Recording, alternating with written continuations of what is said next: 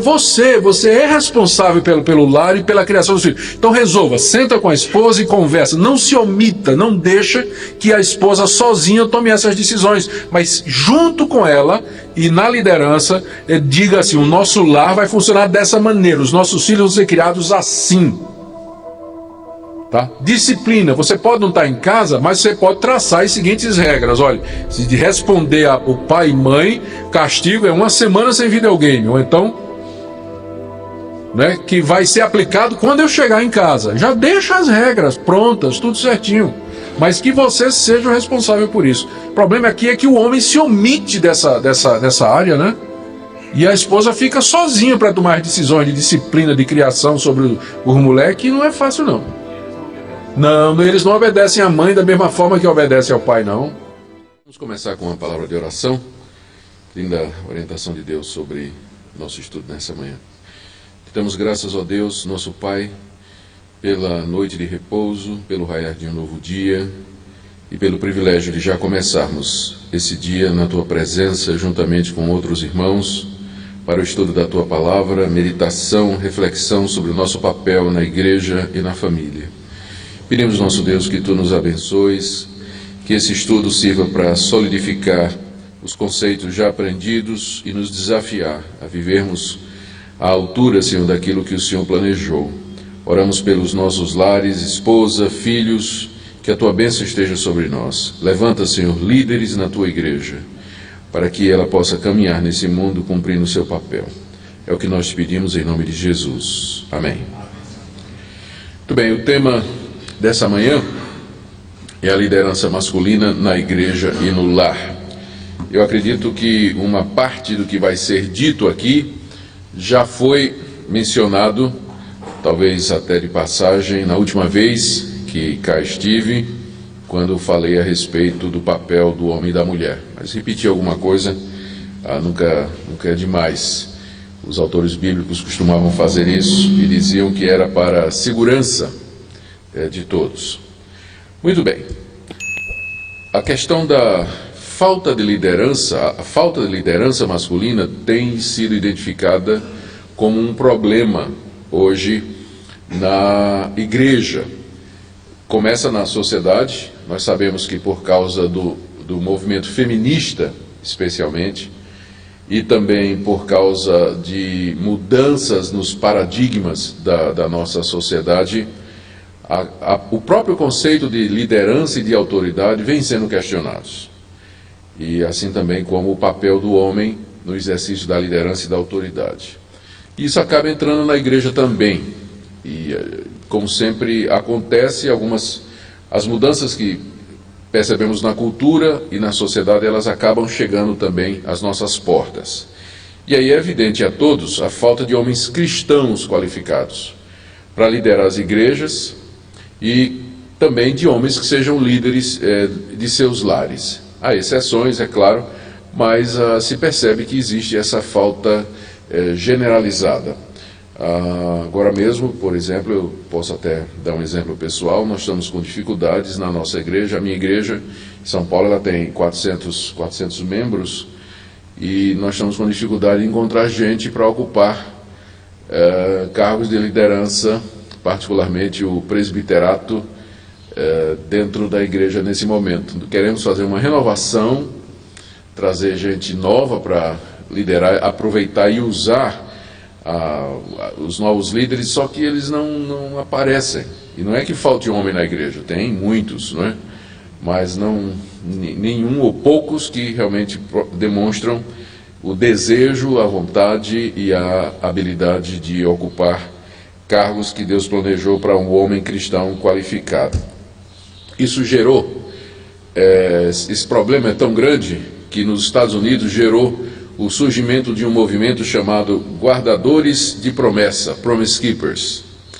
Esse é um movimento de homens nos Estados Unidos, que surgiu com o objetivo de ensinar aos homens cristãos o que é ser homem, o que é ser masculino, porque a falta de paradigma, de modelo masculino na sociedade americana, que é uma sociedade altamente liberal e muito feminilizada, no sentido de que as mulheres tem galgado todos e ocupado praticamente todos os postos, acabou deixando os meninos, os jovens, sem paradigma. Nascem de uma mulher, é uma parteira quem os traz à vida, geralmente, né?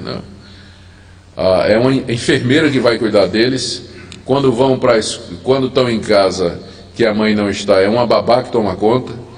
Depois, quando vão para a escola primária, é uma professora que vai dar aula para eles. Quando vão para a universidade, é uma professora que vai dar aula para eles. E a vida toda, quando arruma um emprego, o chefe é uma chefa e casa com uma mulher, não é?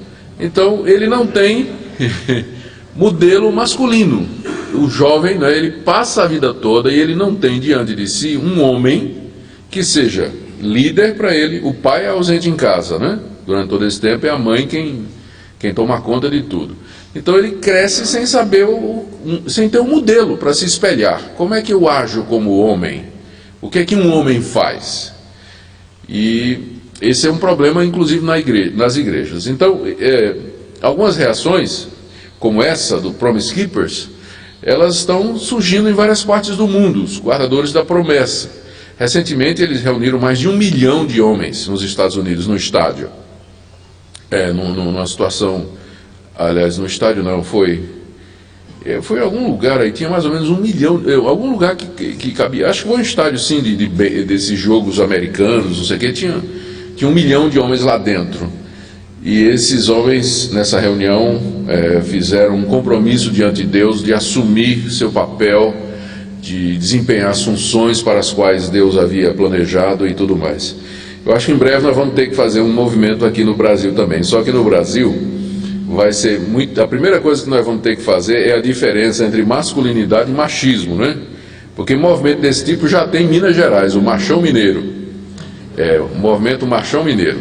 Mas é o tipo de movimento que não interessa, porque se por um lado o feminismo está errado, é uma distorção bíblica do papel da mulher, o machismo também é. Quando eu falo em masculinidade e liderança masculina, não estou falando no sentido machista brasileiro, mas de exercer o papel bíblico que Deus designou. As consequências da falta de liderança masculina são várias. Por exemplo, as igrejas e lares ficam sem a liderança bíblica. Isso por si só já traz problemas. Surge a liderança feminina. E aí sempre vem aquela questão: o que é melhor, ficar sem líder ou ter pelo menos as mulheres fazendo alguma coisa e levando a igreja e a família à frente através da sua cooperação? E como eu já falei, os filhos ficam sem modelo, os filhos crescem sem saber o que é que um homem faz, como é que um homem se comporta, porque nós estamos ausentes de postos de liderança na igreja, ausentes de compromissos na igreja, ausentes na família, e às vezes, quando presentes na família, abdicamos do papel de liderança que Deus deixou para nós. E os nossos filhos vão crescer sem saber o que é que significa ser um homem. E os modelos que ele vai ver são esses que a mídia está passando aí, que é um modelo, ou são modelos que são totalmente antibíblicos, não tem nada a ver com o ensino da palavra de Deus. Muito bem. Antes de continuar aqui nesse item, falar sobre o objetivo do estudo, eu quero dizer que agora de manhã é um estudo. Então, vocês estão absolutamente livres para me interromper, levantar a mão, ter uma dúvida, tá certo? Vocês fiquem totalmente à vontade para me ajudar, inclusive, a esclarecer algum ponto que porventura não fique claro. Eu gosto muito dessa interação. Eu acho que a gente aprende bastante quando a gente interage. Vocês perguntam, se eu souber a resposta, se não, eu vou deixar aqui o abacaxi para Paulo e Ricardo resolverem depois que eu for embora.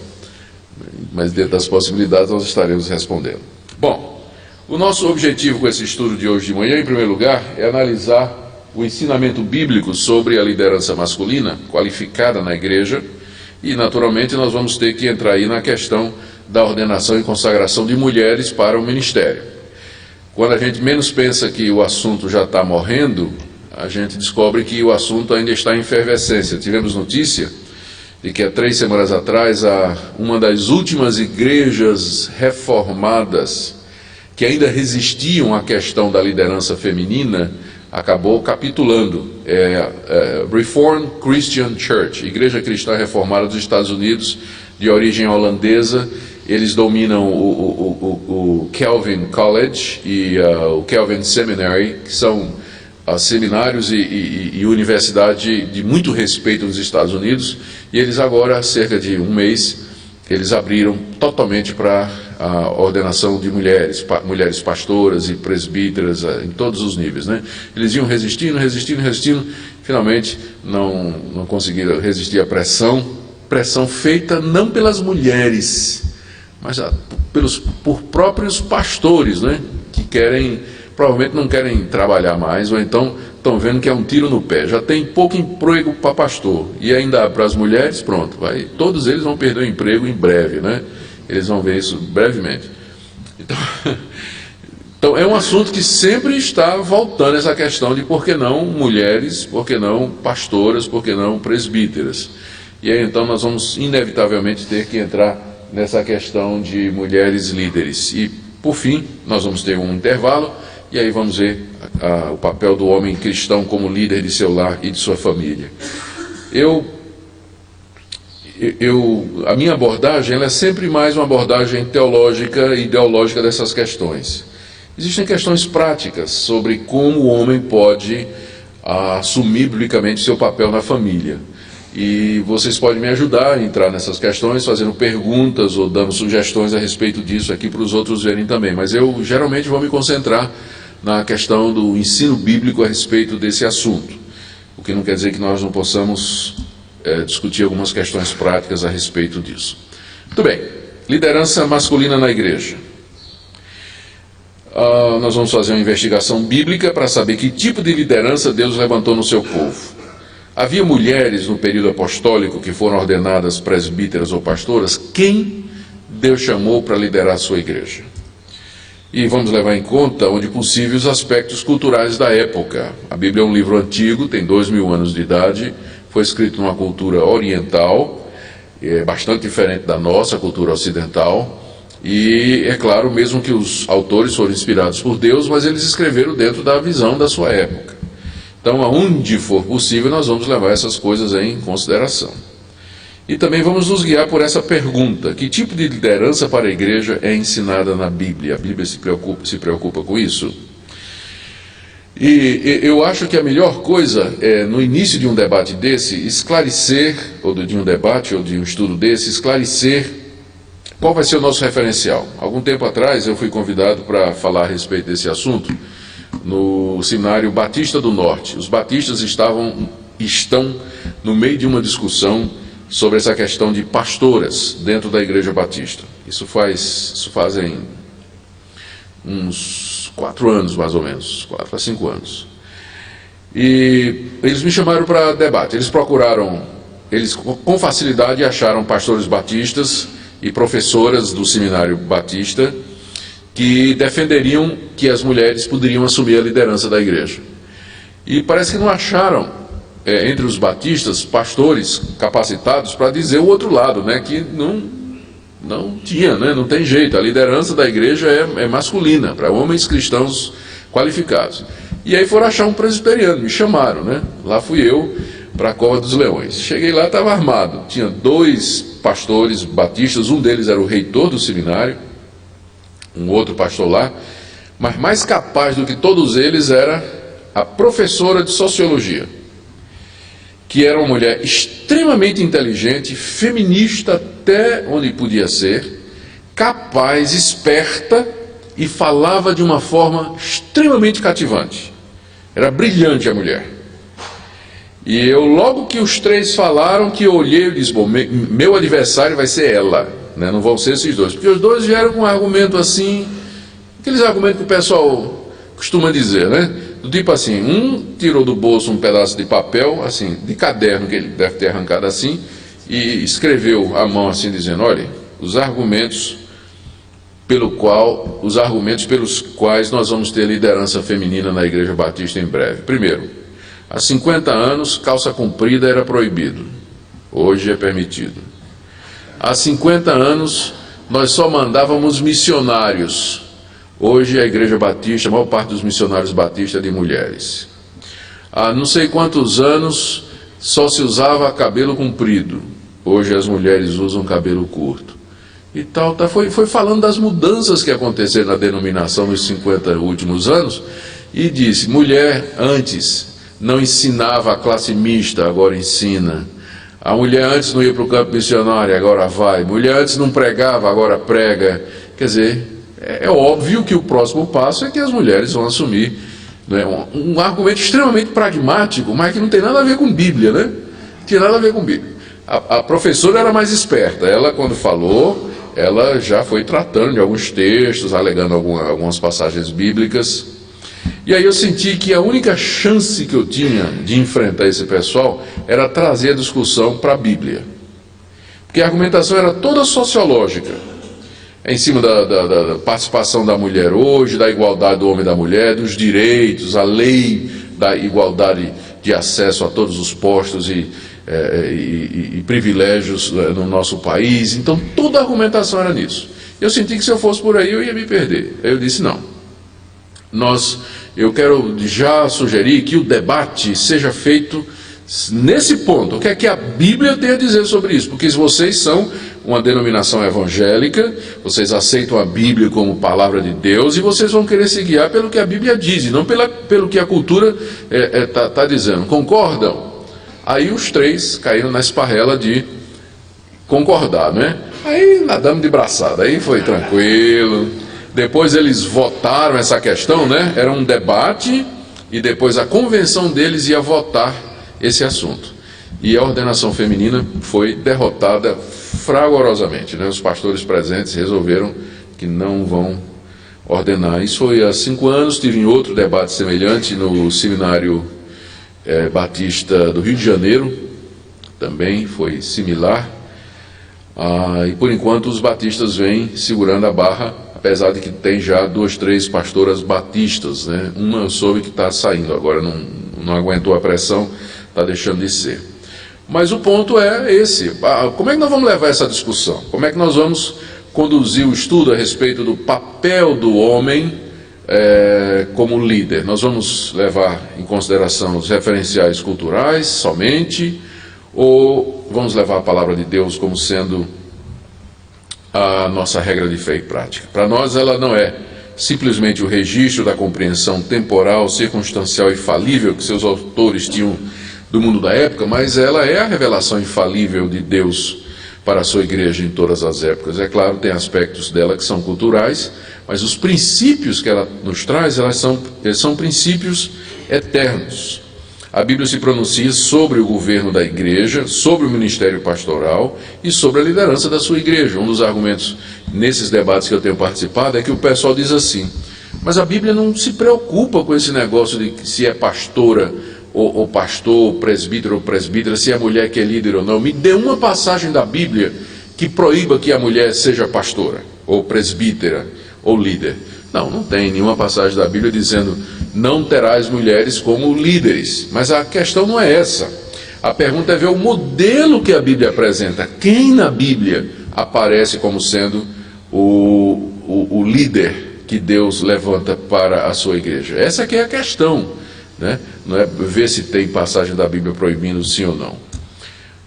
A Bíblia, então, traz princípios eternos, muito embora eles se expressem culturalmente. Um exemplo de um princípio bíblico que se expressa culturalmente: quando Paulo está discutindo a questão do uso do véu, lá na igreja de Corinto, o uso do véu por parte das mulheres era uma questão totalmente circunstancial e contextual daquela época. No Antigo Oriente Médio, e até hoje, em algumas culturas, o véu representa o papel de submissão da mulher, ou que é uma mulher de respeito, que está sob a proteção do seu marido. E Paulo, quando defende o uso do véu por parte das mulheres cristãs na cidade de Corinto, ele está preocupado não é com aquela peça de vestuário, mas o que é que aquela peça simboliza, que é a questão de que a mulher está debaixo de autoridade. Aqui na nossa cultura ocidental moderna, o uso do véu por parte da mulher não representa absolutamente nada, mas permanece o princípio: a mulher está debaixo da liderança cristã, masculina cristã qualificada. Só que isso, na nossa cultura, ela não vai mostrar isso usando um véu, mas pelas suas atitudes. Então, a expressão cultural, ela é passageira, mas o princípio é eterno, é válido em toda a cultura e em todas as épocas. Então, essa é a distinção que eu queria fazer. Bom, há duas posições entre os evangélicos sobre a liderança masculina e feminina na igreja. Primeira posição igualitarista, que é uma posição que vem ganhando entre os evangélicos muito apoio. Ela é proposta não necessariamente por feministas, mas por evangélicos que são mais abertos para o papel da mulher na igreja. E tem os complementaristas, que são os mais conservadores. A minha posição é essa complementarista. E eu conheço gente vários que são igualitaristas também. Bom, o que é que os igualitaristas dizem? Eles dizem o seguinte: se você pegar o relato de Gênesis, você vai ver que Deus originalmente criou o homem e a mulher iguais. E aí eles vão se basear aqui naquele texto de Gênesis, deixa eu ver aqui, eu acho que é 1:24. Mais um pouquinho, né? O 26. Quando, durante o relato da criação, também disse Deus: façamos o homem à nossa imagem, conforme a nossa semelhança. E aí no verso 27 ele diz: criou, pois, o homem, Deus o homem, a sua imagem, a imagem de Deus o criou, homem e mulher os criou. Então, o relato da criação em Gênesis 1 diz que Deus criou os dois à sua imagem e semelhança. A ideia de que foram criados ao mesmo tempo. E foram criados da mesma maneira, apenas diferentes quanto ao gênero. Então, eles tomam esse texto de Gênesis 1, que funciona como base, e eles dizem então que Deus criou o homem e a mulher originalmente iguais, e que qualquer atribuição de autoridade a um e submissão ao outro é um desvio do padrão original de Deus, e que esse padrão original e que a subordinação feminina que a Bíblia parece ensinar, ela foi parte do castigo divino por causa da queda, com consequentes reflexos socioculturais. Ou seja, Deus, essa é a interpretação que eles dão, Deus criou homem e mulher originalmente iguais. Depois veio a queda, e na queda, então é que Deus introduziu essa questão toda do 15. Está aqui, quando Deus 16, Deus disse à mulher: multiplicarei sobremodo os sofrimentos da tua gravidez, em meio de dores darás à luz filho, o teu desejo será para o teu marido e ele te governará. Então, esse governo do homem sobre a mulher é uma imposição de Deus sobre a mulher depois da queda, porque antes da queda não tinha liderança de um sobre o outro, foram criados iguais. Quando houve a queda, o castigo da mulher foi a submissão. Então, eles relacionam o papel de submissão da mulher à queda, não à criação. Na criação foram criados iguais. Então, em Cristo, essa punição, e agora vem o ponto: quando Cristo veio ao mundo, ele veio nos livrar do pecado e das suas consequências. Então, na obra de Cristo, essa punição que foi imposta por Deus na queda, que é a submissão da mulher, ela foi removida. E aqui é a hora que eles citam textos como Gálatas, deixa eu ver se é 2:15. Ixi. A melhor coisa aqui é usar busca, homem, mulher. Tem só 1 milhão de passagens. Mateus, Gálatas, está aqui. Aí Paulo diz, dessa arte não pode haver judeu nem grego, nem escravo nem liberto, nem homem e nem mulher, porque todos vós sois um em Cristo Jesus. Então, em Cristo, essa diferença de função que foi atribuída na queda, ela some. Então, na igreja não pode haver superioridade do homem sobre a mulher, porque em Cristo a maldição foi eliminada, e por isso a mulher pode exercer os mesmos papéis que o homem. Ela pode ser líder da igreja, pode ser pastora, pode ser presbítera, não há mais motivo, já que em Cristo isso foi removido. Gente, eu não acredito nisso não, viu? Estou só dizendo o que é que eles pensam, porque estou vendo gente olhando para mim fazendo assim, né? Como se tiver, o pastor pensa como eu também. Peraí, eu estou só explicando o outro lado, hein? Peraí, não concorda comigo tão rápido não. Tá bom? Então essa é a posição igualitarista. Tanto homens, conclusão, que tanto homens quanto mulheres podem ocupar cargos de liderança e direção na igreja.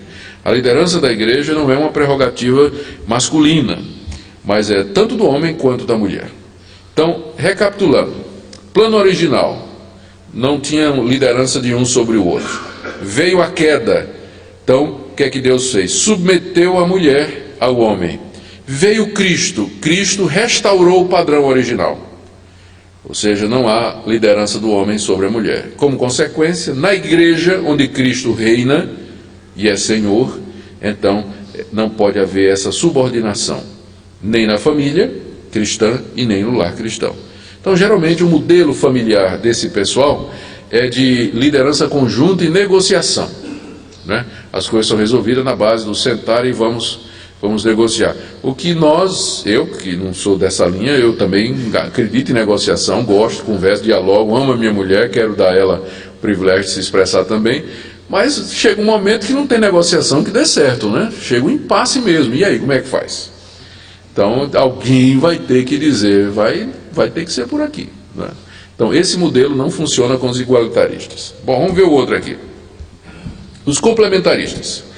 Eles dizem que os complementaristas dizem que essa leitura dos igualitaristas é uma leitura equivocada e incompleta, porque desde a criação e, portanto, antes da queda, Deus já estabeleceu papéis distintos para o homem e para a mulher. E eles aqui vão apelar para Gênesis 2. Gênesis 2. Eles dizem que os igualitaristas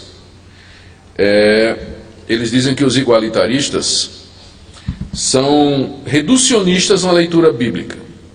E via de regra, esse pessoal igualitarista, não todos, mas eles adotam uma leitura da Bíblia que é chamado método histórico crítico de leitura da Bíblia, que diz que o Pentateuco, os 5 livros de Moisés, não foram escritos por Moisés como uma unidade, mas são uma coleção de pelo menos 4 documentos diferentes que foram coligados e harmonizados durante o período do exílio.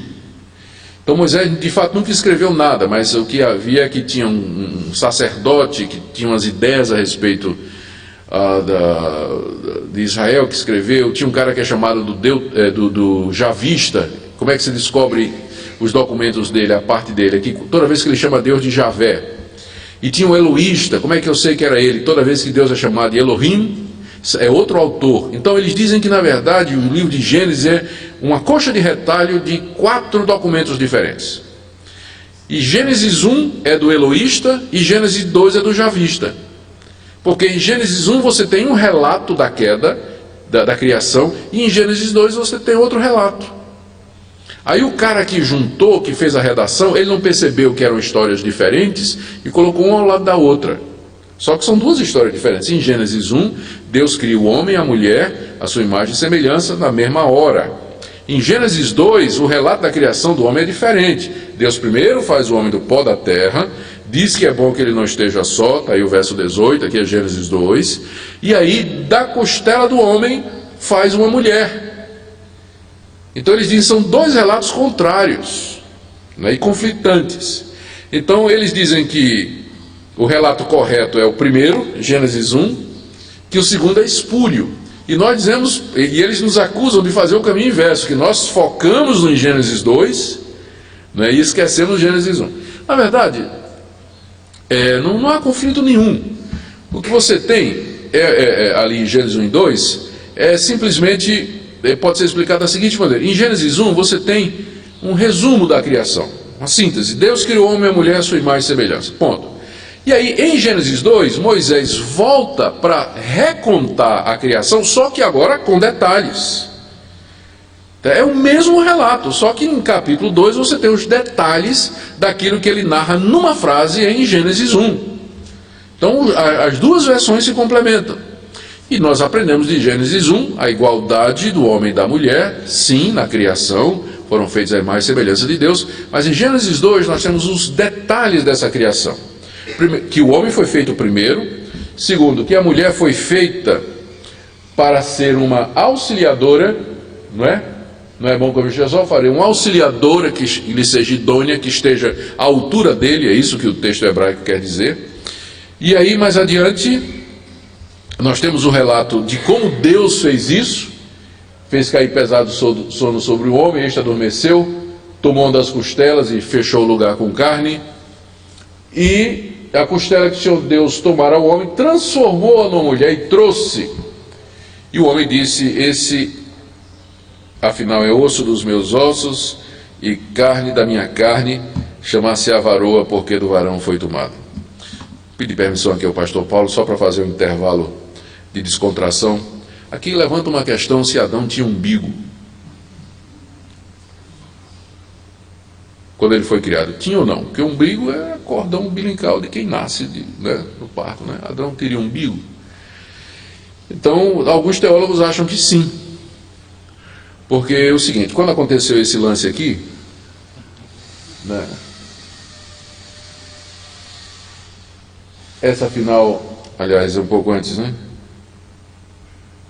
Quando o Senhor transformou e trouxe para o homem, que Adão acordou que viu, né, aquele sorriso de felicidade, aí o Senhor gostou, né? Aí teria feito aquele...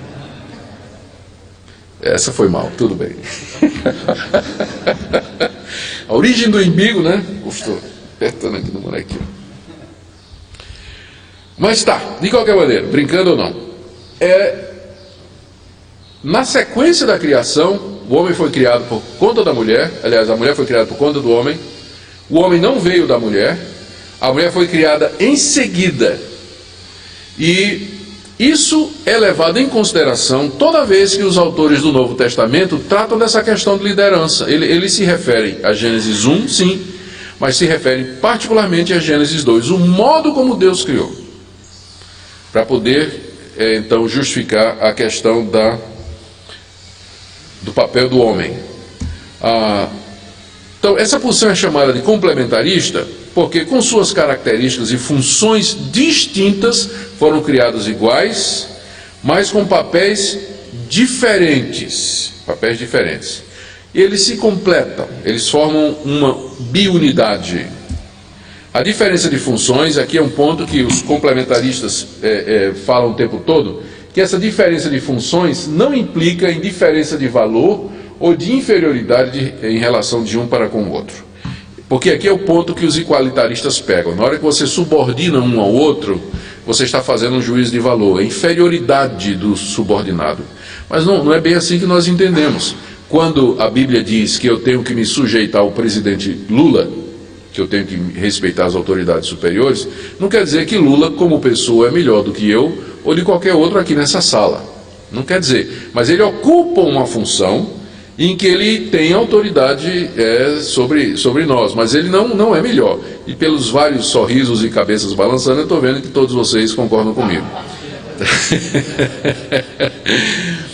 Então é a mesma coisa quando a Bíblia diz que os filhos têm que ser submissos aos pais. Não quer dizer que os pais, como pessoa, eles são melhores do que os filhos, mas significa que eles têm um papel de liderança e de autoridade sobre os filhos. Da mesma forma, quando a Bíblia fala que a liderança é masculina na igreja e na família, não quer dizer que a mulher é inferior. Apenas estamos apontando para o fato de que existem papéis distintos estabelecidos pelo próprio Deus. A diferença de papéis e igualdade do ser são duas verdades perfeitamente compatíveis e bíblicas. Nós podemos claramente pregar a igualdade do homem e da mulher diante de Deus e ao mesmo tempo dizer que Deus atribuiu a eles papéis diferentes. Então é por isso que essa posição é chamada de complementarista. Por favor.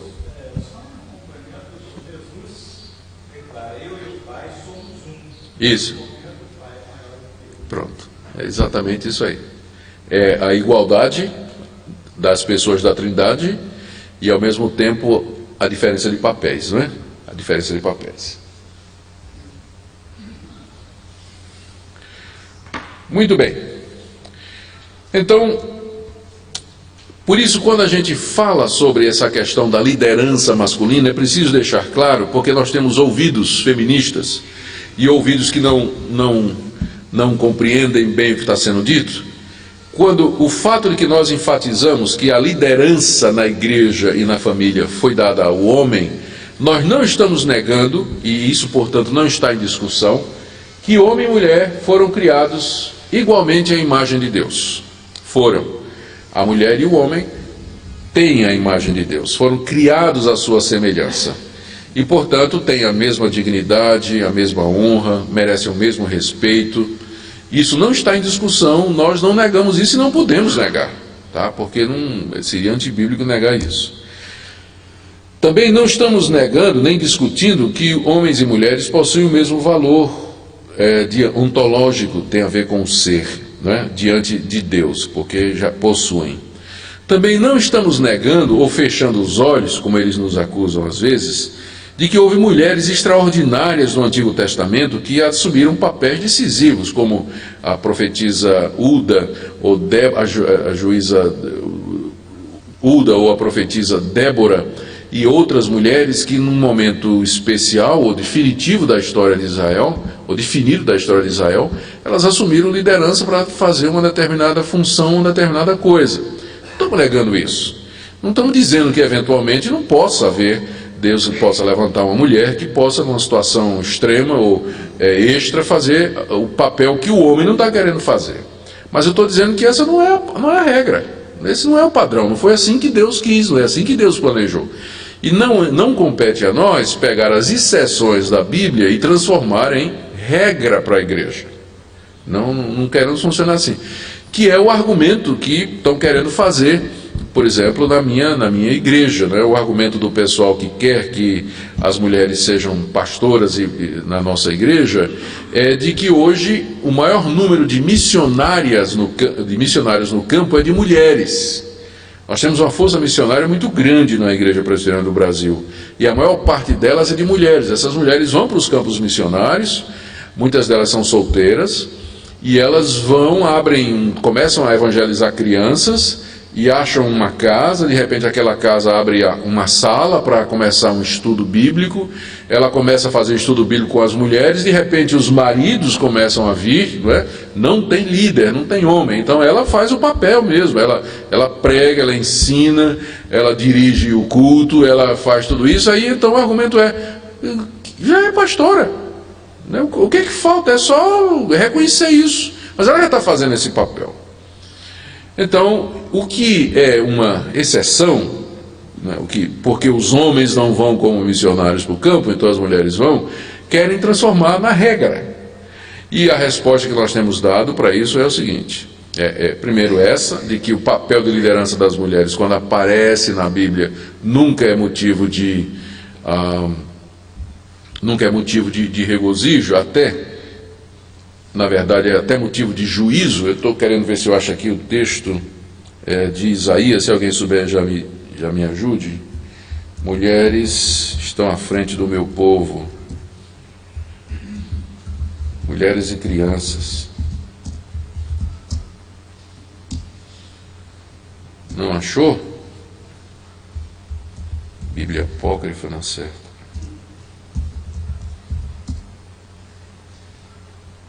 Em Isaías, deixa eu ver se eu acho. Aí, ó. Quando o profeta reclama, da situação de Israel, diz: os opressores do meu povo são crianças, e mulheres estão à testa do seu governo. Ó povo meu, os que te guiam, te enganam e destroem o caminho por onde deve seguir. Então Deus está se queixando de que as mulheres estavam à frente do povo dele, né? Na certa, pela falta de participação dos homens daquela época. Então, é uma exceção, mas uma exceção da qual a Bíblia não fala bem, né? Não vê como sendo a coisa para ser feita. Então, isso aqui é importante. Nós não estamos negando que houve essas mulheres que tiveram esses papéis. Também nós não estamos discutindo o fato de que Jesus incentivou e aceitou o ministério de mulheres e quebrou os preconceitos da época. Ele sentou à beira do poço e conversou com a mulher samaritana. Ele tinha mulheres na sua comitiva quando ele viajava. Ele ministrava frequentemente às mulheres, permitiu que ser tocado inclusive por pecadoras, prostitutas, coisas que os fariseus e os rabinos jamais admitiriam.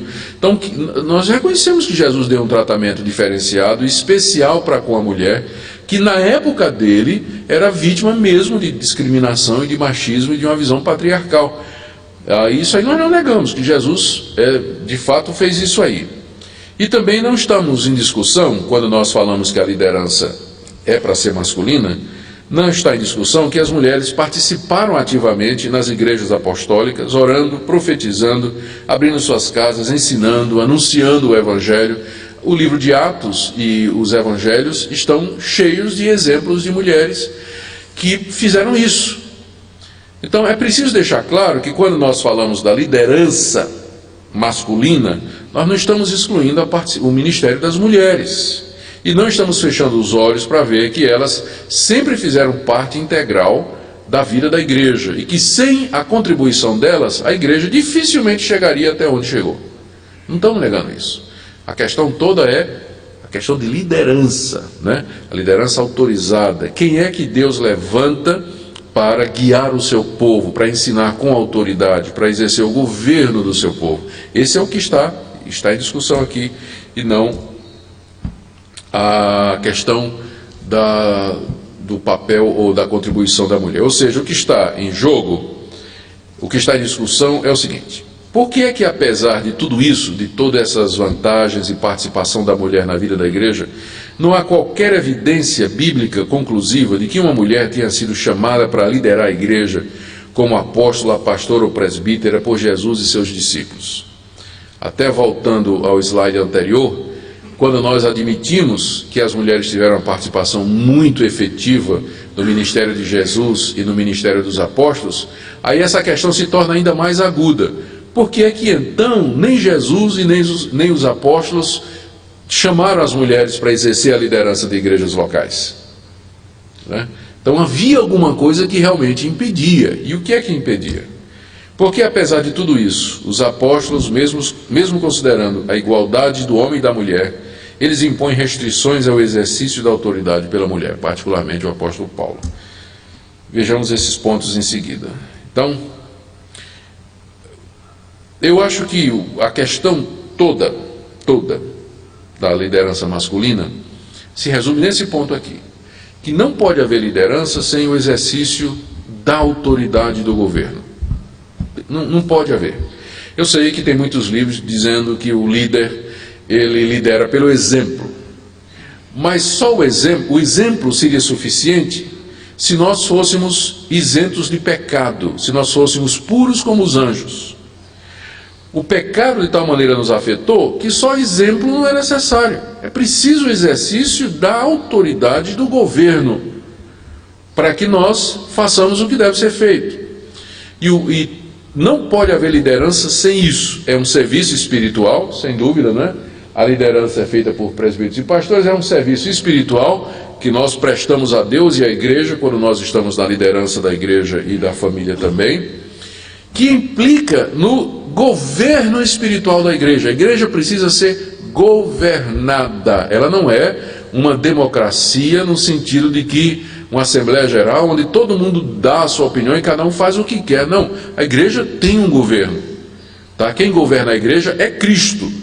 Cristo é o cabeça da igreja, ele é o Senhor da igreja. Mas como é que ele governa a sua igreja? Através de pessoas que ele levanta como seus representantes, para exercer o governo espiritual. É claro que esse governo na igreja é um governo de natureza espiritual. A igreja não tem jurisdição sobre a consciência das pessoas. O fórum íntimo das pessoas é entre a pessoa e Deus. Nós não temos autoridade sobre isso, né? Porque cada um vai dar conta de si mesmo a Deus. Mas o fórum externo, a conduta da pessoa, a maneira dela se portar, o que ela diz, se ela é membro da igreja, faz parte do corpo de Cristo, está sujeito ao governo da igreja e à autoridade da igreja. E é uma sujeição voluntária, né? Quando a pessoa entra numa igreja para fazer parte da igreja, ela sabe que ela está se sujeitando ao governo e à autoridade espiritual dos líderes daquela igreja. Então não podemos fugir dessa questão. É claro que esse conceito é um conceito que é estranho ao espírito da nossa época, que rejeita toda e qualquer autoridade. Mas é evidente que, biblicamente falando, é preciso que isso aconteça. Esse ensino, de que maneira Cristo governa a igreja? Através do ensino autorizado da sua palavra. Quando a palavra de Deus está sendo pregada, quando a palavra de Deus está sendo ensinada, é como se o próprio Deus estivesse guiando a igreja, dizendo à igreja o que a igreja tem que fazer. Eu não estou identificando a palavra do pregador com a palavra de Deus, mas toda vez que o pregador ele é fiel à palavra de Deus, é como se o próprio Cristo estivesse falando à sua igreja e falando ao seu povo aquilo que deve ser feito. É dessa forma que o governo é exercido também. É assim que Cristo guia e governa a sua igreja. Vejam só, 1 Timóteo 3, de 4 a 5, quando Paulo está falando da liderança da igreja, ele diz que convém que os presbíteros que governam a igreja, ele tem que ser casado,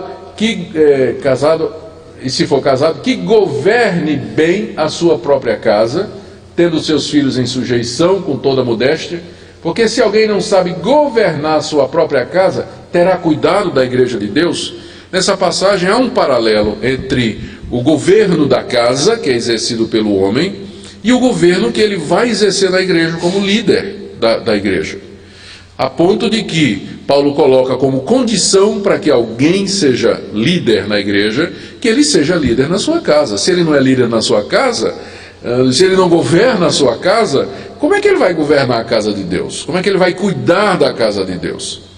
Então percebam como esse conceito de liderança masculina cristã está ligado ao exercício da autoridade espiritual. 1 Timóteo 5,17, os presbíteros que governam bem sejam estimados por dignos de duplicada honra. Então eu não estou aqui, esse versículo eu não vou aproveitar para pedir que vocês deem um aumento de salário para os seus pastores, né? Diz aqui, ó, honra aqui é salário, viu? Né? Mas só falar de governo. É a função deles, é governar, né? Na equipe, né? Junto com os anciãos, presbíteros, depende do nome que se dá, mas aqueles que Deus levantou como colegiado para pastorear a igreja, se envolve o governo da igreja. 1 Tessalonicenses 5,12, aqui é dito para a igreja: rogamos, irmãos, que reconheçais os que trabalham entre vós, que presidem sobre vós no Senhor e vos admoestam. Mais uma vez a ideia da presidência. Hebreus 13,17, obedecei a vossos pastores e sujeitai-vos a eles, porque velam por vossa alma, como aqueles que hão de dar conta delas, para que o façam com alegria e não gemendo, porque isso não seria útil. Então, o que eu quis mostrar para vocês é que essa liderança da igreja é um serviço espiritual que envolve o exercício da autoridade espiritual e da presidência espiritual, e que essa função é uma prerrogativa do homem, que Deus colocou como sendo função do homem e não da mulher. Quando nós discutimos a questão da ordenação feminina, por que mulheres não podem ser pastoras, nem podem ser presbíteras, o argumento nunca é, porque a mulher é mais fraca, não, porque a mulher é menos capaz. O argumento não é esse, porque não é verdade. Lá no Mackenzie, onde eu trabalho, Universidade Mackenzie, primeiro o número de mulheres professoras com doutorado é muito maior do que o dos homens. Elas são muito mais capazes. Tem mulher lá com PhD, DDD, TNT, ODD, o que você imaginar de título, elas têm. Então nunca a argumentação pode ser em cima da capacidade ou da habilidade das mulheres, porque elas são capazes. O ponto não é esse, o ponto é uma questão de designação. O governo, a liderança da igreja e da família envolve o exercício da autoridade. envolve exercício de autoridade. E coube ao homem essa função, e não à mulher. Então é uma questão bíblica de designação. Nunca podemos argumentar em termos da capacidade da mulher, ou de superioridade ou inferioridade, porque isso não é verdade, mas a questão é a quem Deus encarregou. E a resposta é o homem cristão qualificado. Essa é a resposta, não tem outra resposta bíblica. Tá? Se puxar para a Bíblia, a resposta é essa. Agora, se quiser ignorar o que a Bíblia diz, aí sim, você vai para ver o que é que a sociedade pratica e você vai ver que não há impedimento para a mulher assumir posição nenhuma.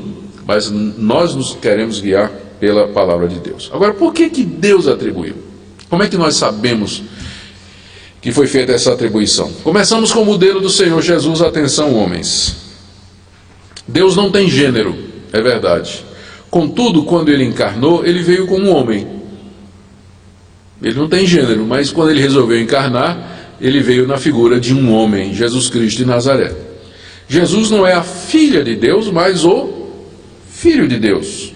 Ele não é a rainha do universo, mas o rei do universo. Não é a senhora do universo, mas o Senhor do universo. Ele é o último Adão e não Eva, o segundo homem e não a segunda mulher. Jesus é o antítipo de Adão e não o antítipo de Eva. Então, as pessoas às vezes dizem assim, mas essa briga de homem e de mulher é bobagem, porque Deus não tem gênero. Sim, ele não tem. Mas na hora que ele resolveu encarnar, ele encarnou na figura de um homem. Porque o Senhor Jesus veio não somente como Salvador, mas ele veio como o antítipo do primeiro homem, a quem Deus havia dado a responsabilidade da família e que era o representante da raça. Note que quando Eva peca, e foi ela que pecou primeiro e caiu, Deus veio primeiro cobrar de quem? Ele primeiro veio a Adão, ainda que quem primeiro pecou foi Eva. Então, desde o início, o modelo de liderança, a própria encarnação nos fala da liderança masculina. Quando nós dizemos, é importante dizer isso, quando nós dizemos que Deus encarnou como homem, isso não significa um menosprezo para a mulher. Se trata de papéis diferentes, de funções diferentes. O que eu também estou querendo dizer é que a questão da liderança masculina, ela não está enraizada em questões fisiológicas ou de capacidade, mas é uma questão teológica. Uma questão teológica, questão bíblica. Foi esse o modelo de Deus. Foi assim que Deus determinou. Está enraizado no querer dele e na própria escolha de Deus na hora de encarnar. Então, na hora que o homem está abdicando da sua liderança, isso não é uma opção para ele. Não é uma opção do homem cristão, se ele vai ser o líder ou não. Ele está abdicando, está abrindo mão de um papel divinamente determinado, que foi dado por Deus para o homem, para exercício da liderança do seu povo, tanto na igreja quanto na família, né? Falar de Adão e Eva, eu estava falando na igreja de Barretos recentemente, me chamaram para falar sobre essa questão da lei da homofobia, né? E acompanhar a discussão que está acontecendo assim. Teve uma hora lá, deu um estalo assim, que eu disse, eu dizendo que o modelo de Deus era o casamento heterossexual, aí eu disse assim, porque Deus não criou Adão e Ivo, né? Criou Adão e Eva, né? Então, pois é, Deus não criou Adão e Ivo, né? Criou Adão e Eva. Então, Adão é o tipo de Cristo. Então, Ivo, já pensou?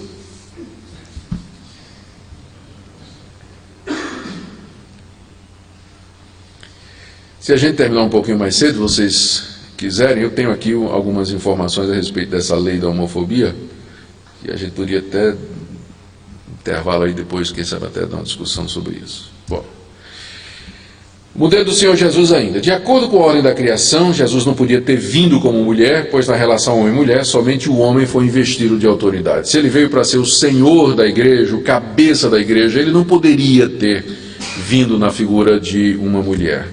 Jesus é o cabeça da igreja, exerce autoridade sobre ela, ele é o modelo para a liderança masculina cristã qualificada. Isso é a primeira coisa. Agora, continuando. O chamado dos 12. Durante seu ministério, Jesus escolheu, treinou e apontou 12 homens para serem apóstolos. Você encontra isso lá em Lucas 6,13. Você vê a relação dos nomes, são todos homens. Ele escolheu homens de entre os seus seguidores.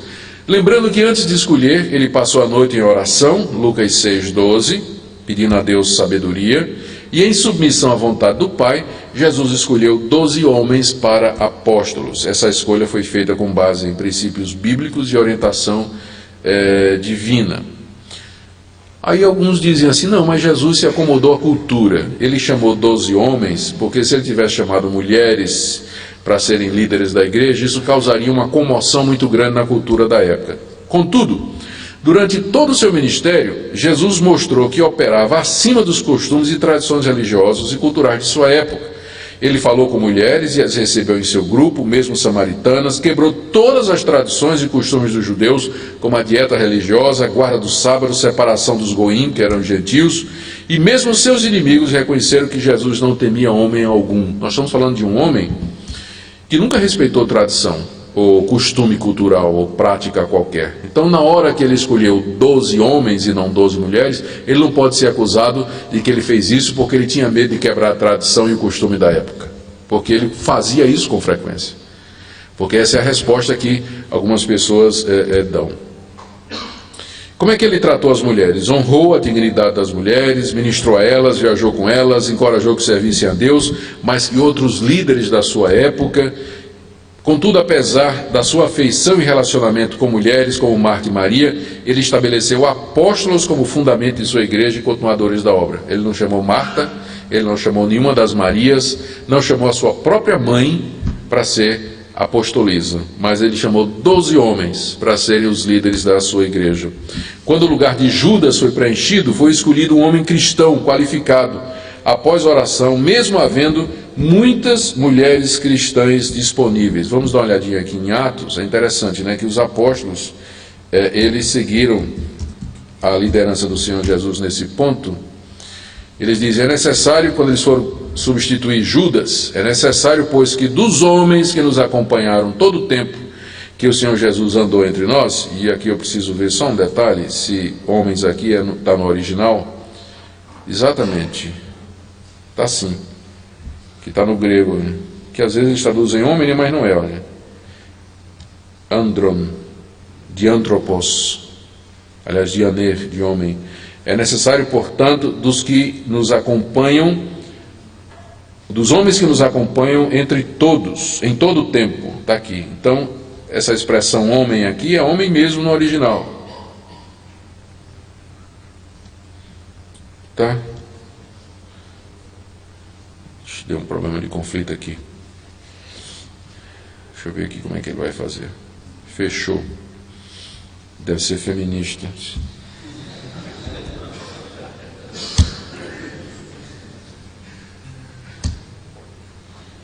Ele fecha e apaga toda a configuração. Tecnologia existe para resolver os problemas que a própria tecnologia criou. Aqui. Atos. Naqueles dias levantou-se Pedro no meio dos irmãos, a assembleia era cerca de 120 pessoas. Só que aqui antes diz, olha, assembleia, todos eles perseveravam unânimes em oração com as mulheres, com Maria, mãe de Jesus, e com os irmãos dele. Então, naquele grupo de 120 irmãos, de onde foi feita a escolha do substituto de Judas, havia também essas mulheres que haviam acompanhado Jesus durante seu ministério. E se havia um momento ali de colocar uma mulher, era esse. Tá certo? Que elas estavam presentes na assembleia, e eram mulheres, eram pessoas de destaque que tiveram com Jesus. Tá certo? Só que foi escolhido um homem, Matias foi o escolhido para ocupar o lugar de Judas. Então, os apóstolos seguiram o mesmo modelo de Jesus.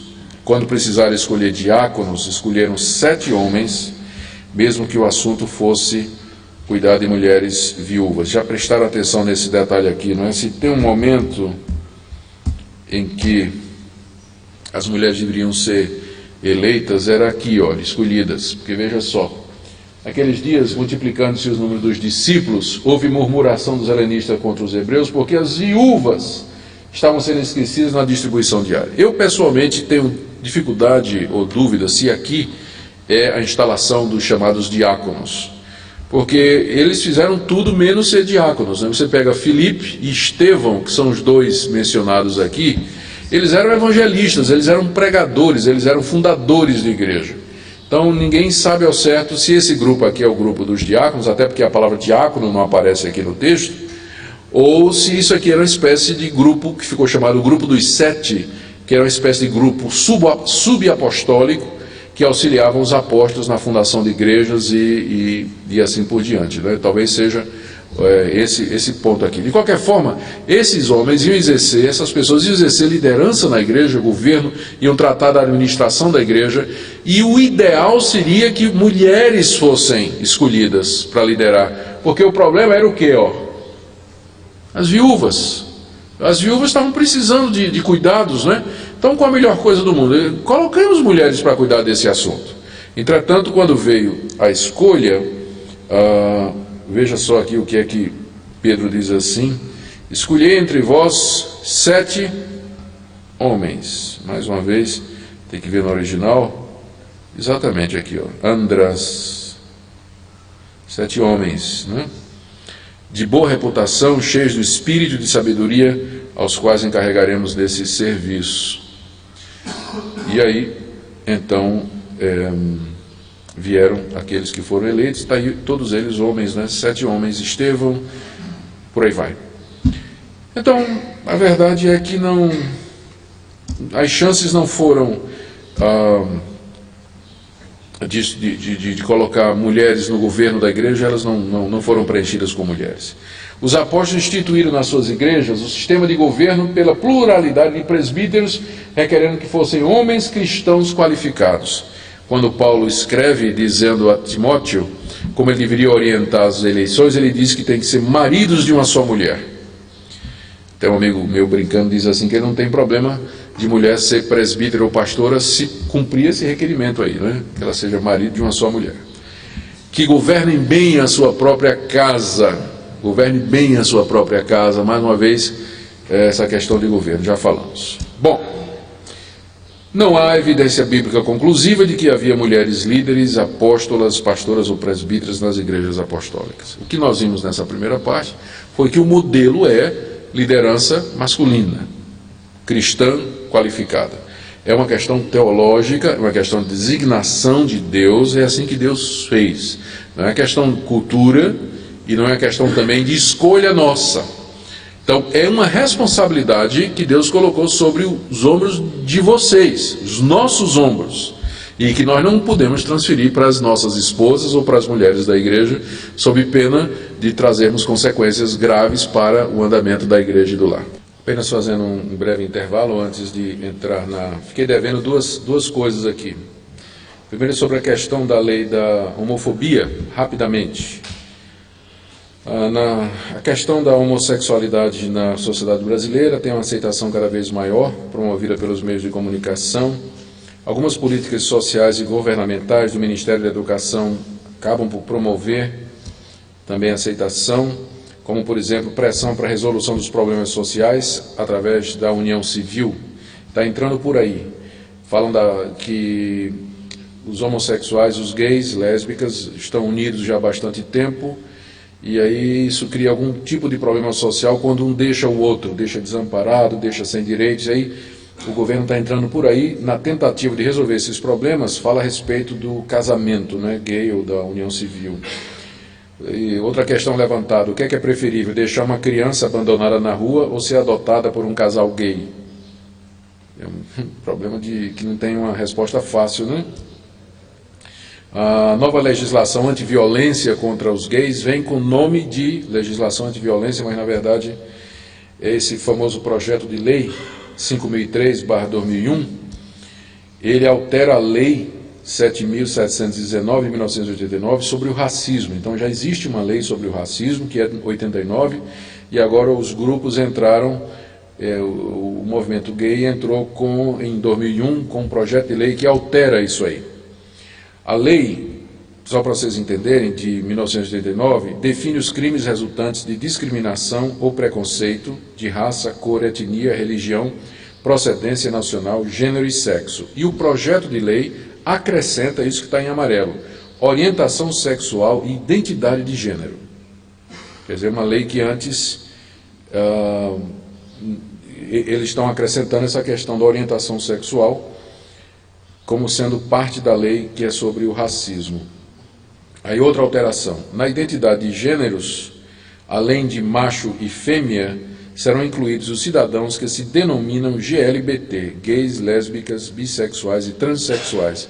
Quer dizer, aqui é a criação de novos gêneros. Antes só tem dois, né? A lei prevê 2 gêneros, macho e fêmea. E agora eles vão prever mais o gay, que é um tipo, lésbica, que é outro, bissexual, que é outro, e transexual, que é outro também. Então, a lei, o que é que diz? Artigo 1º, serão punidos, isso é a lei que já existe, serão punidos na forma desta lei os crimes resultantes de preconceito de raça ou de cor. Essa é a redação atual. Se o projeto de lei for aprovado, a redação passa a ser essa: serão punidos na forma dessa lei os crimes resultantes de discriminação ou preconceito de raça, cor, etnia, religião, procedência nacional, gênero, sexo, orientação sexual e identidade de gênero. A redação atual traz as seguintes penalidades quanto à discriminação: emprego, se a discriminação é praticada pelo empregador, resultado reclusão de 2 a 5 anos.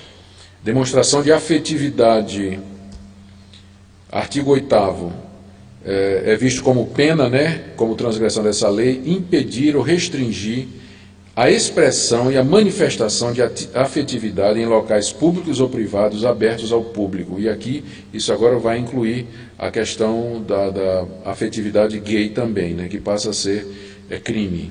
Então, na hora que um pastor prega contra o homossexualismo, ele estará infringindo o artigo 8º. Reclusão de 2 a 5 anos. Eu já disse à minha igreja que pode preparar para ir me visitar na prisão, que eu não vou parar. Artigo 8º. Proibir a livre expressão e manifestação de afetividade do cidadão homossexual, bissexual ou transgênero, sendo essas expressões e manifestações permitidas aos demais cidadãos ou cidadãs. Reclusão de 2 a 5 anos. Outras leis modificadas, além da lei de 7.719 de 1989, vai ser a lei que fala de injúrias e a lei que fala da impossibilidade de demissão. Isso aí tem a ver com CLT. Quais seriam, em termos práticos, as situações possíveis? O artigo 4º da lei diz que a dona de casa que dispensar uma babá, por exemplo, por causa de sua opção sexual, poderá ser penalizada com 2 a 5 anos de prisão. Isso é o seguinte: se você tem uma filha, você contrata uma babá ou empregada para cuidar, ajudar, e depois você descobre que ela é lésbica. Tá? Se você demiti-la, então dá isso aí, penalizado com 2 a 5 anos de prisão. O artigo 5º pune com 3 a 5 anos de prisão ao reitor de um seminário, naturalmente um cristão, que se recusar a aceitar um aluno homossexual. Imagine que você é reitor de um seminário evangélico e chega um gay que quer ser aluno. E você diz, não vou, né? Aí você vai preso. Ele vai ser aluno e você vai preso. Artigo 8º, criminaliza o sacerdote ou pastor que, em homilia, condena o homossexualismo. Isso seria, segundo a lei, uma ação constrangedora de ordem moral, ética, filosófica ou psicológica. Então, outra situação possível, dizem que pode acontecer, é que se chegar um casal de gays na igreja e eles começarem a se abraçar, a se beijar dentro da igreja e tudo mais, se você impedir, é processado. Não pode impedir a manifestação de afetividade, né? No Nordeste a gente resolve com uma peixeira de 14 polegadas, mas não pode fazer, naturalmente, não. É brincadeira. Outra possível é o pastor, outra situação possível seria um pastor se recusar a fazer o casamento gay, ou se recusar a aceitar gays como membro da sua igreja. Eu não tenho problema em aceitar gays fazer parte da igreja no auditório. Eu tive um caso em Recife, há muitos anos atrás, quando eu era pastor da primeira presbiteriana do Recife. Um dia me visita um cidadão, tinha assim uns 40 anos de idade. Ele disse: pastor, eu sou gay praticante, mas queria pedir permissão para assistir os cultos da sua igreja. Mas todo prazer, o senhor fica à vontade. Só peço uma coisa: não mexa com os adolescentes da igreja. Tá certo? Falei sério com ele, né? Não dê motivo para causar consternação nas famílias da igreja. Senão, você pode ficar à vontade, a igreja é aberta, quem quiser chegar aí e ouvir. Ele ouviu durante 2 anos. Ficou lá ouvindo a palavra durante 2 anos. De vez em quando ele ia lá no meu gabinete e dizia dos conflitos dele, das lutas, da violência que ele sofria do companheiro que ele tinha e tal. E ouviu a palavra de Deus durante 2 anos. Nunca me deu problema, a não ser uma vez que ele queria fazer parte da sociedade de senhoras da igreja. Aí foi uma dificuldade a convencê-lo de que não seria bem visto. Ele queria fazer parte da sociedade de senhoras. Foi o tempo que eu saí de Recife, eu deixei de acompanhá-lo. Eu soube depois que ele teria ido para uma igreja metodista, onde lá ele teria aceitado a Cristo como Salvador. Foi a última vez que eu vi a respeito dele. Então, nós não temos que fazer a diferença entre o ódio ao homossexual, que isso aí é pecaminoso, não é? É pecado mesmo, é homofobia, mas a contrariedade da ideia da homossexualidade. Então, sempre falarei contra o homossexualismo como padrão aceitável de vida. E sempre aceitarei a figura do homossexual, se ele quiser participar da minha igreja, se ele quiser... Eu não teria dificuldade com isso, mas ele sempre vai ouvir que eu não creio no estilo de vida dele, que seja correto. Então, eu sempre vou tentar convertê-lo. Né? Então, essa é a dificuldade toda. Alguém levantou a mão aqui. Se o governo respeita o estatuto da igreja, se o estatuto da igreja disser que é contra a sua profissão de fé, essa situação, automaticamente a lei não tem Claro. poder sobre o pastor.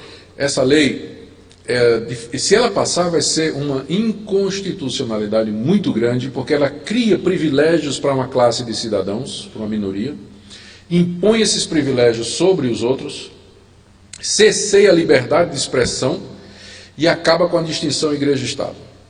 Então, a Igreja Presbiteriana do Brasil, ela já está pronta para entrar com um ADIM. Se isso passar, nós já vamos entrar imediatamente com a ação de inconstitucionalidade. Então, não vamos aceitar de jeito nenhum. Vamos brigar até o último recurso contra esse tipo de coisa, que é uma mordaça, né? Isso aqui está tirando um direito que a Constituição nos dá, que é o direito de livre consciência e de expressão. Eu não vou impedir o gay dele ser o que ele é, mas eu tenho o direito de dizer que eu não concordo. Ele pode ser o que ele quiser. Claro. País livre. Eu digo o que eu quero. Essas vezes realmente passagem, eu acho que aí, no caso, o senhor teria que reconsiderar aquele marido de uma só mulher. O senhor tem toda a razão. Temos que reconsiderar um monte de coisa, né? Eu acho que a melhor frase aqui foi do Arnaldo Jabor, que é aquele jornalista muito desbocado, né? Ele disse que antes era proibido, agora é tolerado, e antes que seja obrigatório, ele vai sair do país.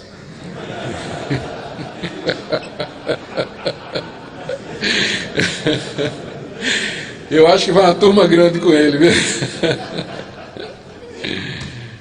Muito bem, senhores, alguém disse que eu não tinha falado sobre diaconisa, e é verdade, eu não entrei na questão de diaconisa, porque eu tenho uma posição que eu falo pouco sobre ela, que eu não tenho problema com diaconisa, guardadas algumas proporções.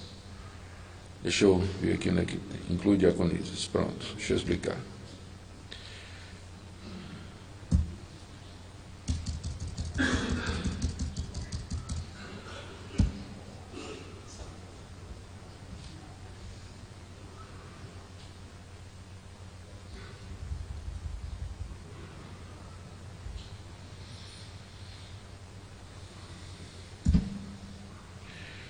A questão toda comecei errado de novo. A questão toda é o seguinte: é definirmos o que é o ofício diaconal. Na minha denominação, o diácono, ele é um ofício e, portanto, ele tem autoridade sobre a igreja. Tanto é que na hora que ele é ordenado e vai ser empossado, é feita uma pergunta para os membros da igreja: vocês aceitam e reconhecem a autoridade desses irmãos? E a igreja diz sim. Então, nessa situação, eu não aceito diaconisa nessa situação. Se o diácono é alguém que tem autoridade sobre a igreja, então não pode ter diaconisa, porque nós já vimos que o exercício da autoridade e do governo é prerrogativa do homem cristão qualificado. Foi o que nós vimos. Esse é o ponto da questão. Se o diácono ele tem jurisdição espiritual, eclesiástica sobre os membros da igreja, então uma mulher não pode ser diaconisa.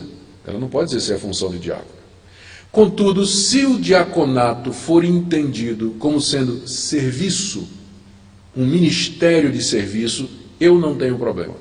Não tenho, pode. As mulheres podem ser diaconisas, não tenho dificuldade absolutamente nenhuma com isso. Tanto é que na minha denominação, para tratar desse assunto, eu digo assim: se vocês querem tratar realmente o assunto, nós primeiro temos que alterar os estatutos da nossa igreja para dizer que o diaconato ele não é um ofício que traz autoridade sobre a igreja, e então vamos abrir para as mulheres participarem. Mas enquanto perdurar essa ideia de que o diaconato tem autoridade sobre a igreja, então nós não podemos ser incoerentes colocando mulheres, porque então elas podem ser presbíteras também, porque a questão toda é a questão da autoridade. Agora, se o diaconato é visto como serviço, eu não tenho problema. Eu não tenho problema. Tá? Então, para mim, o que está em discussão é o ofício. Tinha diaconisas na igreja apostólica? Essa é a pergunta, né? Então, o argumento era que tinha. Eu rapidamente, 2 casos aqui. Primeiro, eles mencionam o caso de Febe.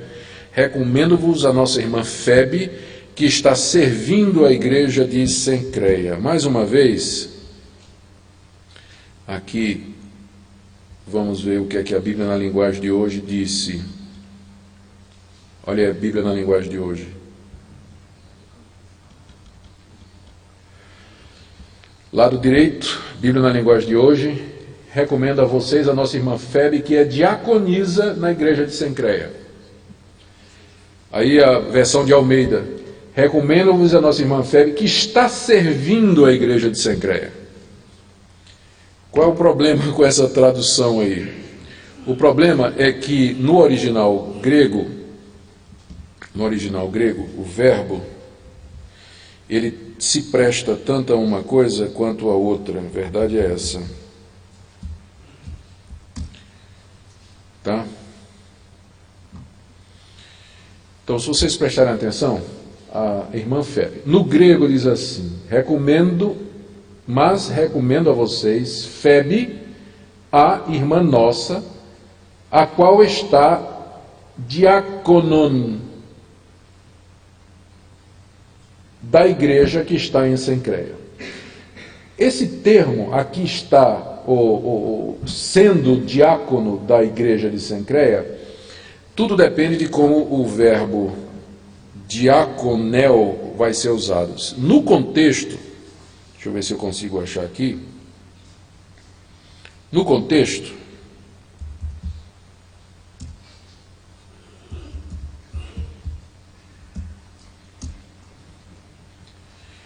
esse Paulo usa aqui em Romanos 15, olha.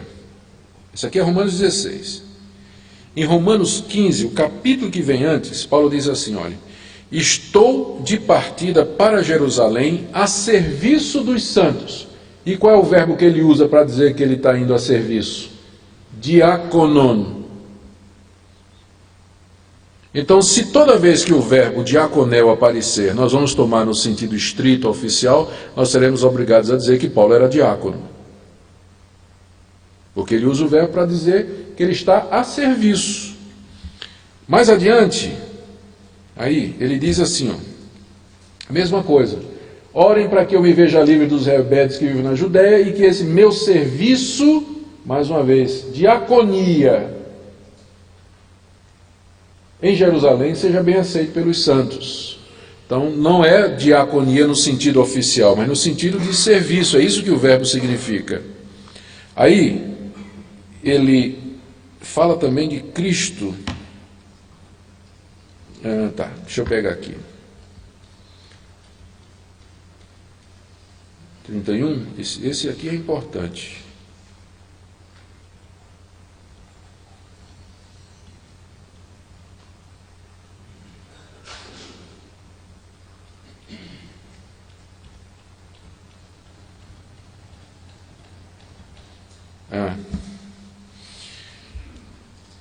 Veja só, isso tudo é no capítulo anterior, né? No 15.